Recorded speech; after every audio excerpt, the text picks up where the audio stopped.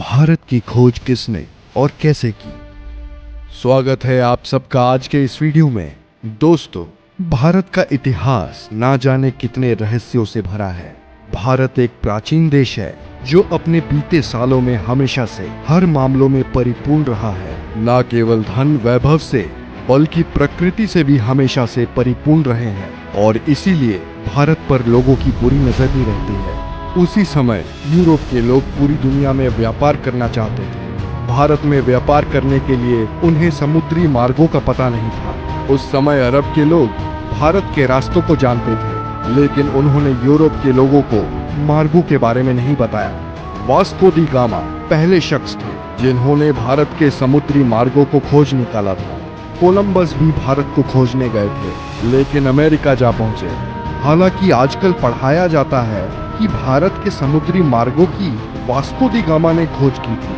सचमुच यह हद दर्जे की मूर्खता है कि भारतीय बच्चों को यह पढ़ाया जा रहा है कि वास्को डी गामा ने भारत की खोज की। पढ़ाया यह जाना चाहिए कि वास्को डी गामा ने यूरोप को पहली बार भारत तक पहुंचने का समुद्री मार्ग बताया। दरअसल पहले यूरोपीय देशों के लिए भारत एक पहेली जैसा था। यूरोप अरब के देशों से मसाले, मिर्च आदि खरीदता था, लेकिन अरब देश के कारोबारी उन्हें ये नहीं बताते थे कि यह मसाले वह पैदा किस जगह करते हैं। यूरोपीय इस बात को समझ चुके थे कि अरब कारोबारी उनसे जरूर कुछ छुपा रहे हैं। ये कारोबारी अरब के उस पार पूर्वी देशों से ज्यादा परिचित नहीं थे। जहाँ तक सवाल भारत का है, तो इसके एक और हिमालय की ऐसी श्रृंखलाएं हैं जिसे पार करना उस दौर में असंभव ही था। भारत के दूसरी ओर तीन ओर से भारत को समुद्र ने घेर रखा है। ऐसे में यूरोप वासियों के लिए भारत पहुंचने के लिए तीन रास्ते थे। पहला, रशिया पार करके चीन होते हुए बर्मा में पहुंचकर भारत में आना, जो कि अनुमान से कहीं ज्यादा लंबा और जोखिम भरा था। दूसरा रास्ता था अरब और ईरान को पार करके भारत पहुंचना, लेकिन यह रास्ता अरब के लोग इस्तेमाल करते थे और वे किसी अन्य को अंदर घुसने नहीं देते थे।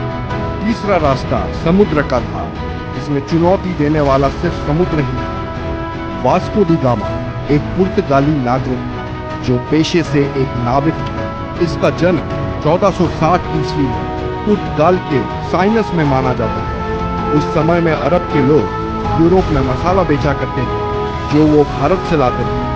यूरोप में इन मसालों की मांग बहुत ज्यादा थी, इसीलिए यूरोप के लोग भारत जाकर मसाले लाना चाहते थे, लेकिन उनके लिए भारत जाने का रास्ता दुर्गम भरा था। उन्हें भारत जाने के लिए ईरान, अफगानिस्तान होकर जाना पड़ता था, जो काफी खर्चीला और कठिन रास्ता था। उन्हें ऐसे मार्ग की आवश्यकता थी जो भारत कम समय में ले जाए। ऐसा मार्ग केवल समुद्र के जरिए ही संभव था।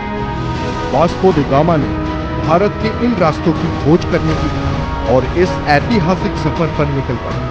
वर्ष 8 जुलाई 1497 में वास्को डी गामा ने अपने साथियों के साथ भारत की खोज के लिए रवाना हुआ। उसके जहाजी बेड़े में 4000 और 170 के करीब आदमियों का दल था। सबसे बड़े जहाज सेंट गेब्रियल पर वह खुद था। सबसे पहले वो अफ्रीका के अंतिम छोर कैप ऑफ गुड होप नामक स्थान पर पहुंचा। उसके बाद वह अफ्रीका के ही एक राज्य मोसम्बा आया, जहां के राजा ने उसकी मदद की और उसे एक अरब नाविक दिया जो भारत का रास्ता जानता था। वास्को डी गामा भारत कब आया? वास्को डी गामा अफ्रीका महाद्वीप का चक्कर लगाकर भारत के कालीकट बंदरगाह केरल पर पहुंचा था। 20 मई 1498 की तारीख थी जब वास्को डी गामा भारत के कालीकट बंदरगाह पर पहुंचा। भारत की खोज का यह सफर करीब 10 महीनों का रहा। भारत आकर वास्को डी गामा ने स्थानीय राज्य के राजा से व्यापार का समझौता किया। उसने कई प्रकार के मसाले खरीदे। भारत से पुर्तगाल आने के दौरान समुद्री तूफान से उसके जहाजी बेड़े को नुकसान पहुंचा और उसके दल के कई लोग मारे गए। पुर्तगाल लौटने पर उसका भव्य स्वागत किया गया। अगली बार भारत आने पर उसने कालीकट के राज्य पर आक्रमण कर दिया और कत्लेआम लूटपाट की। वास्को डी गामा ने यूरोप के लुटेरों, शासकों और व्यापारियों के लिए एक रास्ता बना दिया था। इसके बाद भारत पर कब्जा जमाने के लिए यूरोप के कई व्यापारी और राज्यों ने कोशिश की और समय समय पर वे आए और उन्होंने भारत के केरल राज्य की लोगों के धर्म बदलने में महत्वपूर्ण भूमिका निभाई। पुर्तगालियों की वजह से ब्रिटिश लोग भी यहाँ आने लगे। अंततः 1615 ईस्वी में यह क्षेत्र ब्रिटिश अधिकार में आया। 1698 ईस्वी में यहाँ फ्रांसीसी बस्तियां बसी। फ्रांस और ब्रिटेन के बीच के युद्ध के काल में इस क्षेत्र की सत्ता बदलती रही।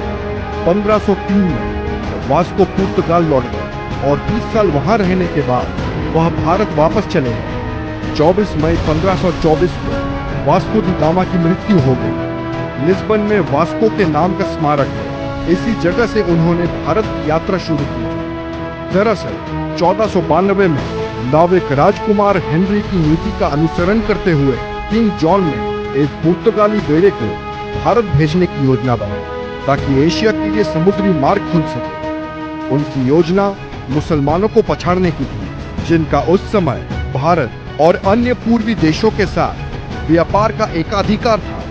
एस्टावो डी गामा को इस अभियान के नेतृत्व के लिए चुना गया, लेकिन उनकी मृत्यु के बाद वास्को द गामा ने उनका स्थान लिया।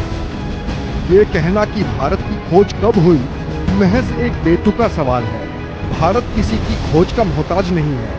इस देश का इतिहास कुछ हजार या लाख नहीं, करोड़ों साल पुराना है। वैसे आप लोगों को क्या लगता है, क्या भारत की खोज का श्रेय एक व्यक्ति को देना सही है?